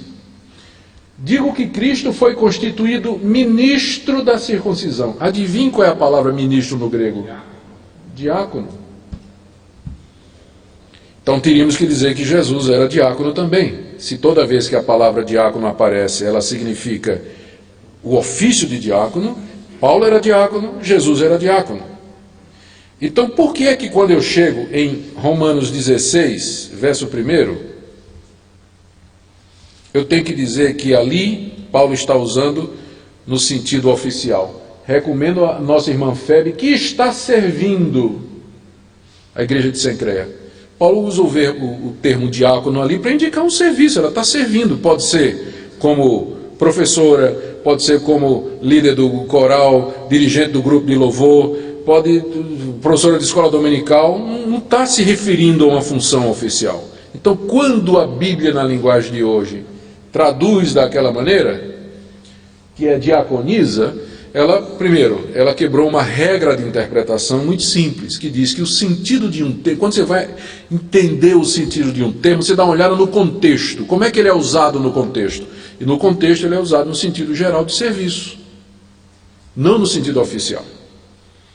Então, esse verso que é usado para dizer que Febe era uma diaconisa, ele não prova que Febe era uma diaconisa, prova que Febe servia a igreja de Cencreia. Servia a igreja de Cencreia. Alguma dúvida sobre isso? Posso passar?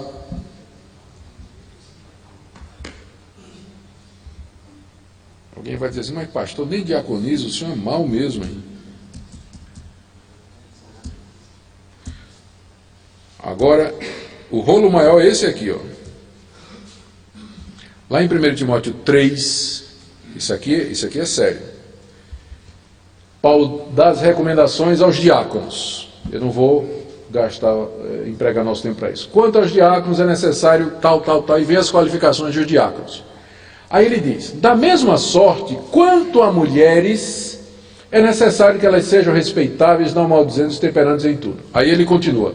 O diácono seja marido de uma só mulher, tal. Pergunta, quem são essas mulheres que são referidas por Paulo no contexto de recomendações aos diáconos? Ele está dando recomendações aos diáconos, e de repente ele diz lá no meio, quanto às mulheres, quem são? Resposta dos igualitaristas, são diaconisas, claro.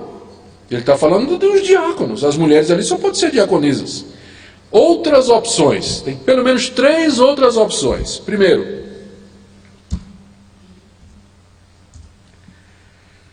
a favor de diaconisa, o que é que tem a favor? Que está dentro da parte que trata dos diáconos, e o semelhante, no início dos versos 8 e 11. Isso aqui é um argumento muito bom.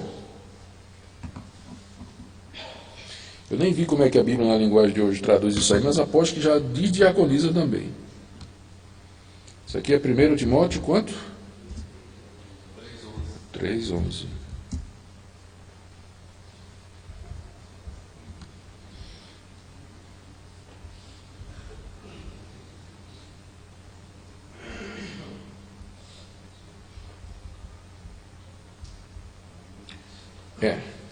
Que veja só, quando ele diz, semelhantemente, quanto a diáconos, tal. Da mesma sorte quanto a mulheres. Essa expressão no grego é a mesma, da mesma sorte e semelhantemente. Então, alguns acham que por isso você tem que entender que ele está falando das diaconisas. Todavia, se ele está falando das diaconisas, por que aqui a ausência do nome? E por que ele retorna a usar o termo diácono após falar com elas? Não é estranho isso? Ele fala dos diáconos, fala de mulheres, não chama de diaconisa, e depois volta a falar do diácono, como se essas mulheres não fizessem parte exatamente da categoria de diácono. Então, a coisa não é tão fácil assim, né? Outra possibilidade, esposas dos diáconos, ele está dando orientação para as mulheres dos diáconos. O que é que tem a favor? Isso explica porque que não são chamadas de diaconisa, explica o que é que está dentro da parte de diáconos, e também porque as mulheres dos diáconos precisavam de exortação particular por causa do trabalho que executava. O diácono entrava na casa dos outros. A mulher dele tinha que ser uma mulher que tinha algumas qualidades, né? Para não ir lá na geladeira do irmão, ver se está faltando comida e por aí vai. Contra essa posição de que era mulher do diácono, as mulheres dos presbíteros provavelmente precisavam de mais ainda de exortação. E a expressão é necessário é usada para presbítero e para diácono. Por que isso tem a ver? Não me lembro desse argumento não aí. Tudo bem, está faltando alguma coisa aqui que depois eu vejo. Todas as mulheres da igreja, alguns acham que isso aqui é um estilo Paulo. Paulo vem falando de um assunto, chama-se anacoluto. Ele vem falando de um assunto, aí de repente dá um estalo na cabeça de Paulo. Ele lembrou de outro assunto. Ele escreve aquele assunto e volta ao assunto original. Então, quando ele fala quanto a mulheres, ele está falando das mulheres da igreja. Ele estava falando de diácono, lembrou que tinha que dar uma bronca nas mulheres, escreve lá sobre as mulheres e depois retoma ao diácono. Ele está falando das mulheres em geral, quanto a mulheres. Paulo faz isso outras vezes? Faz. E o que é pior é que às vezes ele está escrevendo sobre um assunto, lembra de outro, começa a escrever e nunca mais volta ao outro assunto. Ele deixa o primeiro assunto sem terminar. Acontece algumas vezes nas cartas de Paulo. Ele não termina e a gente fica assim, sem saber o que Paulo queria dizer a respeito daquele ponto, né? É provável? É. Será que é isso? Ninguém sabe. Tem a outra opção que eu acho que é a melhor, que eram as ajudantes dos diáconos. Por quê? Essas mulheres ali, elas eram mulheres piedosas, não ordenadas, que auxiliavam os diáconos, prestando assistência em obras de misericórdia aos necessitados da igreja. Isso explica por que a exortação para elas está dentro da seção sobre diáconos, explica por que Paulo não se refere a elas como diaconisas, explica por que Paulo volta ao termo diácono no verso seguinte, e explica o uso de é necessário e semelhantemente. Eu acho que essa é a melhor explicação. Eram auxiliares dos diáconos, não eram diaconisas, mas auxiliares dos diáconos. Pode ser essa explicação? Pode. Pode ser mulheres em geral? Pode. Será que eram as mulheres dos diáconos? Pode. Nós só teremos hipóteses aqui, porque o texto não é claro. O que eu estou dizendo é que não pode pegar esse texto para provar que eram diaconisas, porque tem interpretações alternativas plausíveis. Quando a interpretação alternativa não é plausível, a gente tem que ser honesto e dizer, não, tem uma explicação alternativa, mas ela não faz sentido. Só que as alternativas são bem plausíveis, bem que poderiam ser. Alguém levantou a mão? Pois não. É. Eu acho que essa posição faz bem sentido. Eu acho. Eu me inclino por essa, mas sem dizer que é a posição correta. Então é o que eu teria a dizer sobre diaconisa. Tá bom? Vamos tentar terminar ali sobre os homens e vamos embora, que está na hora do almoço daqui a pouco, né?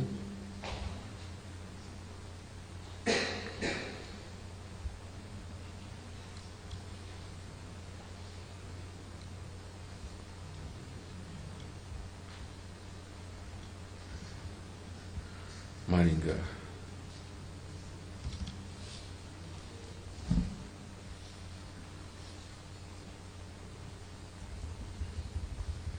Pastor Paulo, eu não estou criando nenhum problema para o senhor não, né? Não estou criando nenhum problema para o senhor não, né? Estou resolvendo, né?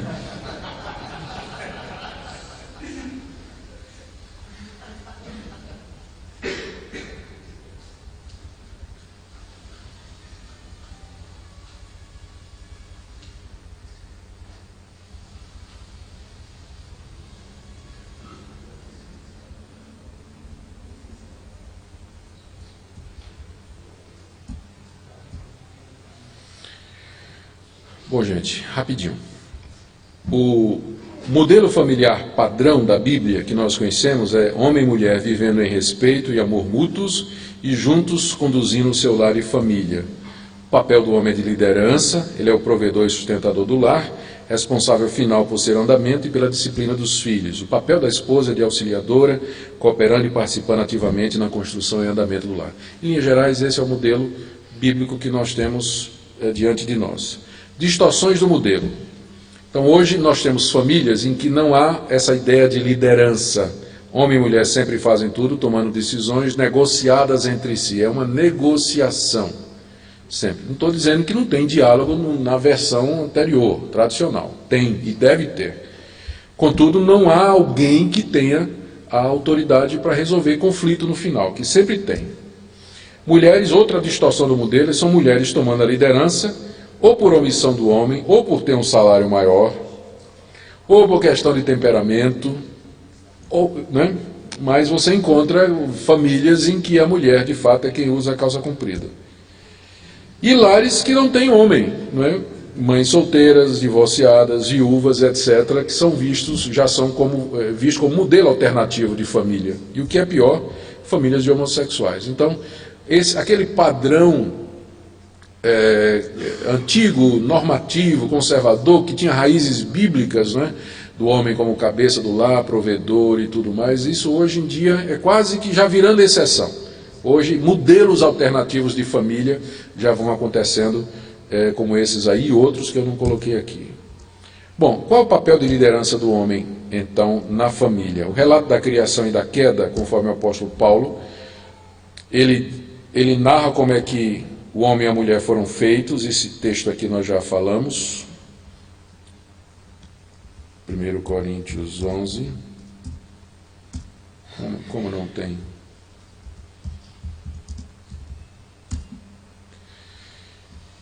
Tá?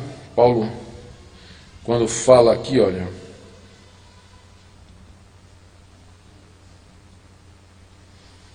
ele se refere à criação, ele diz: o homem não foi feito da mulher, e sim a mulher do homem, porque também o homem não foi criado por causa da mulher, e sim a mulher por causa do homem. No contexto, ele está querendo dizer que a mulher deve se portar debaixo de autoridade. A razão pela qual foram feitos, o homem não foi feito por causa da mulher, e sim a mulher por causa do homem. Quem é que foi formado primeiro? Ele apela para isso em 1 Timóteo 2,15. Vocês veem que quando as pessoas chegam para mim e dizem assim, o relato da criação, ele só pode ser entendido como figurado, né? Qual é o problema de entender Gênesis 1, a criação do mundo, a criação do homem, Gênesis 2, e a queda, Gênesis 3, como sendo figurado, já que a ciência prova que o mundo nasceu do Big Bang e que houve todo um processo de seleção natural e de evolução e tudo mais? Como é que a gente compatibiliza? Qual é a dificuldade para o crente ver que tudo aquilo ali é uma figura, uma alegoria? A dificuldade é que se você tirar Gênesis 1, 2 e 3, você tira o tapete, você tira o fundamento de um monte de doutrinas que acontecem na Bíblia como um todo. Se acaba a doutrina do pecado, para começar, né? Se Gênesis 3, a queda, é figurado, então significa que não houve um momento em que o homem caiu de um estado de inocência. Então a doutrina do pecado original foi para o espaço. E com ela a necessidade de Cristo. Por que Cristo viria? Se o homem não é um ser que caiu do seu estado original e, portanto, se encontra numa situação de pecado. Acaba com a necessidade de Cristo, acaba com Romanos 5, onde Paulo faz uma comparação entre Adão e Cristo, comparação que se torna ridícula, porque Cristo era um homem real e Adão um mito, né? Acaba com a fundamentação da liderança na família e na igreja, porque toda ela é baseada no relato da criação. Quem foi feito primeiro, com que objetivo e para quê? Quem caiu primeiro e por quê?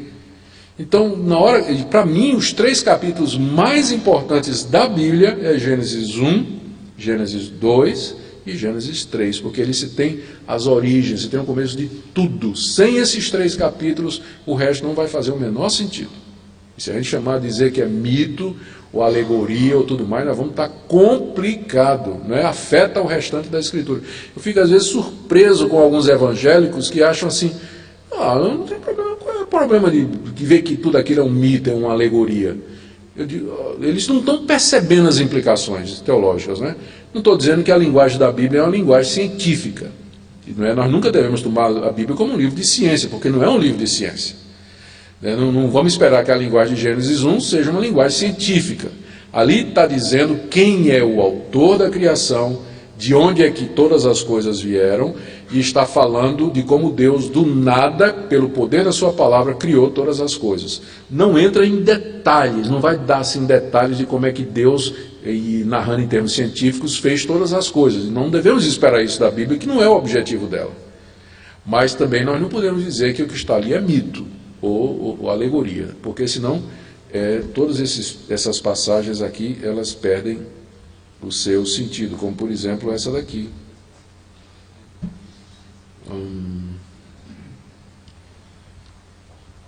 Não permite que a mulher ensine nem exerça autoridade de homem, esteja porém em silêncio, porque primeiro foi formado Adão, depois Eva. E Adão não foi iludido, mas a mulher sendo enganada caiu em transgressão. Percebem como é que Paulo lê o relato? Ele lê como se fosse história. E ali ele embasa uma questão teológica, uma questão séria, que é a questão de quem vai exercer a autoridade e a liderança. Quem é que foi formado primeiro, quem foi iludido por Satanás. Então, de acordo com o relato da criação e da queda, entendidos pelo Novo Testamento, ao homem foi dado papel de liderança no seu lar. E aqui, quando Paulo trata da relação do homem e da mulher diante de Deus, ele fala dessa cadeia hierárquica em 1 Coríntios 11, que já foi mencionado aqui por um de vocês. Você pode ver aí na sua Bíblia também, 11, acho que é 3. Quero, entretanto, que saibais ser Cristo o cabeça de todo homem, o homem o cabeça da mulher e Deus o cabeça de Cristo. Aqui você tem uma cadeia hierárquica, onde Deus é o cabeça de Cristo, Cristo é o cabeça do homem e o homem é o cabeça da mulher. Começa em Deus e termina na mulher. E o que expressa a relação entre eles é o termo cabeça, que significa governo, a ideia de autoridade, é isso que significa. E tem uma passagem difícil aqui, eu não vou dizer que eu tenho a resposta para a interpretação dela, quando Paulo diz, aqui olha, veja só como isso é complicado. Na verdade, o homem não deve cobrir a cabeça por ser ele imagem e glória de Deus, mas a mulher é glória do... Então, ele está dizendo que quem tem a imagem e semelhança de Deus é o homem, porque foi criado por Deus. E como a mulher foi tirada do homem, ela tem a imagem e a glória do homem. Então, nesse sentido, poderia alguém dizer que a imagem da mulher, a imagem de Deus na mulher veio através do homem, porque ela foi tirada dele. Tá? Então, tem quem ache que Paulo está dizendo isso, né? Agora, isso seria uma contradição de Paulo com todos os demais textos bíblicos que falam de que tanto o homem como a mulher têm a imagem e semelhança de Deus. O que Paulo está querendo dizer? Note que ele não diz que a mulher tem a imagem do homem, mas ele diz que a mulher é a glória do homem. Tá? E o homem é a glória de Deus, mas a sua imagem também. Mas ele está querendo apenas enfatizar o papel preponderante de liderança e de primazia do homem na questão da criação, sem com isso colocar o homem acima da mulher ou tendo uma qualidade intrínseca superior. Mas que é um texto complicado, não é um texto fácil, e dá para entender porque é que as feministas odeiam o apóstolo Paulo. Como é que essa liderança deve ser exercida no lar? Tem que ser espelhada no amor de Cristo pela igreja. Aqui voltamos para Efésios capítulo 5, verso 23. Como tal, o marido ama a esposa, como Cristo amou a igreja. O que é que isso significa? Sacrifício voluntário, provisão para a esposa, liderança espiritual para a esposa. Eu penso que muitas dessas coisas já ficaram claras. Eu queria só enfatizar aqui o seguinte, que essa liderança nossa no lar, primeiro, não é uma coisa que a gente tem que abrir mão, porque ela faz parte da constituição de Deus com relação à família. Foi assim que Deus fez. Nós não podemos abrir mão. Segundo, isso não significa exercício de autoridade, mas o modelo que nos é dado é, em Efésios 5:23, amar a esposa como Cristo amou a igreja. A nossa liderança é uma liderança em amor, que significa sacrifício pela esposa, provisão para ela e liderança espiritual para ela. É isso que Paulo explica em Efésios 5, quando ele diz que Cristo amou a igreja, se entregou por ela, ele é o sustentador do corpo e ele fez isso para apresentá-la a si mesmo, para purificá-la e santificá-la. E ali você tem essas três coisas: sacrifício, provisão e liderança, modelo. Em termos práticos, homens, isso significa, não pense que eu estou isento do que eu estou pregando aqui, não. Meu sogro sempre dizia que a mensagem sempre é maior do que o mensageiro. É isso que me dá, às vezes, coragem para falar de algumas coisas que eu sei que eu estou pregando primeiro a mim.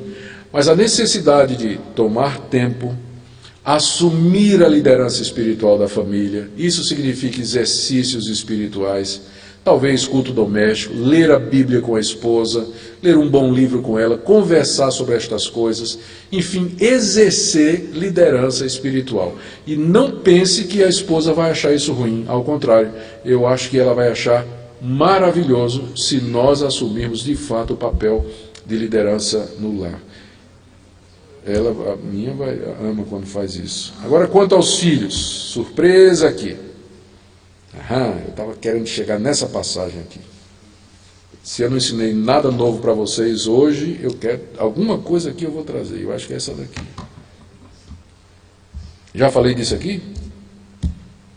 Então eu vou falar de novo. Filhos, obedecei a vossos pais no Senhor, pois isso é justo. A palavra para pais, vossos pais. E para coetetos goneusim. Está vendo? Aqui é de gonel, de onde vem genitor, genitores, né? Pais, essa expressão aqui. Obedecei a vossos pais no Senhor, porque isso é justo. Ou seja, a Bíblia ensina que os filhos devem obedecer pai e mãe.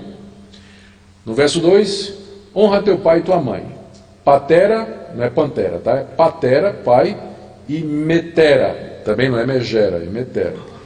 Então, ama o pai honra o pai e a mãe, tá? Que é o primeiro mandamento com promessa, para que te vá bem e seja de longa vida. Aí diz: e vós, pais, não provoqueis vossos filhos a ira, mas criai-os na disciplina e na admoestação do Senhor. Quem é aqui? Só os pateres, os homens. Pais aqui não é pai e mãe, não. Infelizmente, a nossa tradução em português, porque em português a palavra pais tanto significa pai e mãe, quanto mais de um pai. Então não fez a distinção, mas no original é claro, olha. E vós, homens que são pais. Então a Bíblia coloca sobre nós, não coloca sobre as mães, coloca sobre nós a responsabilidade de não provocar os filhos e de criá-los na disciplina e na admoestação do Senhor. Então isso que você e eu fazemos, de deixar a esposa disciplinar os filhos, está errado.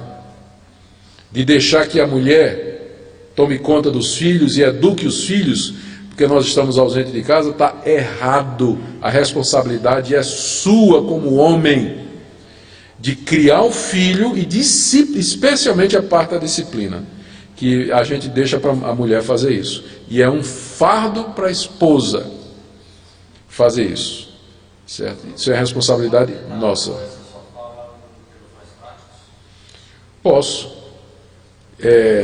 Quem tem que dar a chinelada não é a mulher, não, é você mesmo. Trabalha fora, a mulher fica em casa, vamos supor. Isso.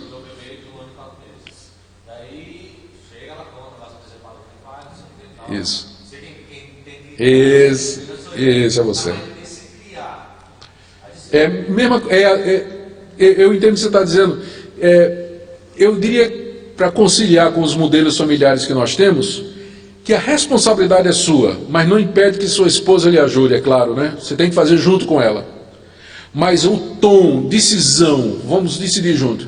quanto tempo de televisão, quanto tempo de videogame, se pode isso, se, não, se pode aquilo, se pode ir para a casa de fulano, se pode passar o fim de semana em tal lugar, se pode ir para a festinha tal. Não deixa para a mulher resolver.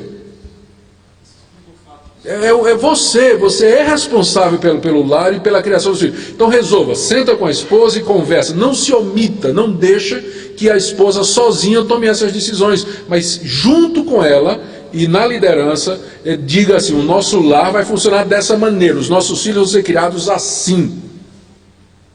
Tá? Disciplina, você pode não estar em casa, mas você pode traçar as seguintes regras. Olha, se de responder o pai e mãe, castigo é 1 semana sem videogame, ou então, né, que vai ser aplicado quando eu chegar em casa. Já deixa as regras prontas, tudo certinho, mas que você seja o responsável por isso. O problema aqui é que o homem se omite dessa área, né? E a esposa fica sozinha para tomar decisões de disciplina, de criação sobre os moleques, e não é fácil não. Não, eles não obedecem à mãe da mesma forma que obedecem ao pai, não. E a esposa sente isso, a minha se queixa, né? Ela diz: olha, quando você chega e fala, talvez por causa do meu tamanho, né? Então todo mundo pia fino lá em casa, mas eu falo e o moleque me enfrenta. Às vezes o moleque enfrenta mesmo, e quando eu chego, aí eu resolvo, né? De enfrentar a mulher, a minha esposa, de jeito nenhum, né? Quero respeito com minha mulher, moleque. Você pensa o quê? Eu estou exagerando um pouco, é claro. Mas ela que se queixa. Eu não sei a esposa de vocês, se queixam de que os filhos não obedecem da mesma forma. Né? É o quê? Só o endereço? Ah, é porque? Eu não entendi. Ah, só muda o endereço, não é só na minha casa, não é todo mundo. É sim, eu creio que sim. Mas pateres, não é? É ao homem que é dada a responsabilidade de governar a sua casa, junto com a esposa, dizer: os nossos filhos podem isso, não podem isso, eles vão para tal lugar, não vão. Se eles errarem, a penalidade é essa. Se eu não estiver presente, você aplica. Quando eu chegar, se você não aplicou, eu vou fazer. Mas o homem não pode se omitir. Não pode.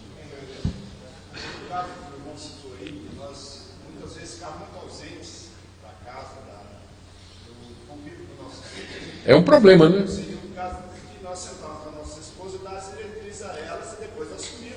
Claro, claro. Tem que achar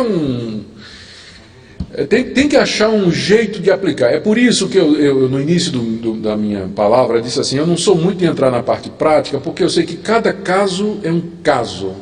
Né? E quando a mulher também trabalha, porque tem que trabalhar, porque senão o sustento do marido não dá. Como é que fica essa questão da criação de filhos? Aí é complicado. Já chega, aí vem a sogra, vem a empregada para tomar conta, e como é que resolve isso aí? Né? Então vai ter, eu acho que diante de Deus, cada família tem que achar o seu caminho. Mas o princípio é claro: o homem não pode abdicar dessa parte. Não pode. Né? É um peso para a mulher. Fica faltando um modelo para os filhos e para as filhas também, não é? Porque um dia, como é que elas vão imaginar o marido ideal? Eu quero me colocar como modelo de liderança para os meus filhos e como modelo de futuro marido para minhas filhas também. Eu amo quando minhas filhas chegam perto de mim e dizem: eu queria encontrar um homem como o senhor, tal. Eu digo: você não sabe o que você está pedindo. Mas enche o coração de orgulho, né? Assim, santo, né? Você vê. Você tem que ser modelo, inclusive, do futuro marido, né? Para sua filha ter um referencial de que tipo de homem ela vai querer para marido, né? Então, se está ausente, como é que vai ser? Eu sei que essa palestra já está muito tarde, né? Para muitos de vocês que os filhos já foram embora, mas tem os netos também, né? Então, pode dar uma ajudazinha, apesar de que avô não tem autoridade sobre neto como o pai tem sobre filho.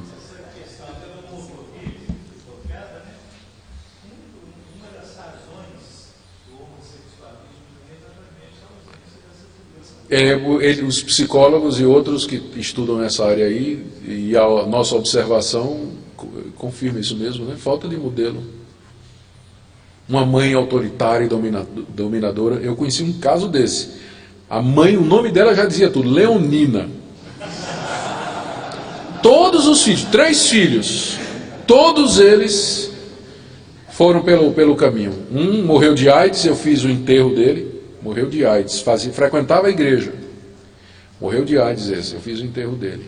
O outro era dirigente do coral e professor de crianças. Esse eu mantinha sob vigilância constante, conversava com ele praticamente toda semana. Ele era muito tentado, mas ele me dizia que ele vinha resistindo. Né? E o outro foi, aliás, era uma moça. Essa moça teve um casamento complicado. Eram 2 filhos que todos eles eram... Agora, Dona Leonina fazia jus ao nome dela. Botou o marido para fora de casa e ela era assim com os meninos. Uma pessoa difícil de tratar, extremamente dominadora e tudo. Então, complicado, né? Tudo bem, gente? Vamos terminar, não é, pastor? Já cansei vocês demais. Vamos ficar em pé, vamos terminar com uma palavra de oração. Baixe nossos conteúdos gratuitamente. Acesse o canal pelo link na descrição.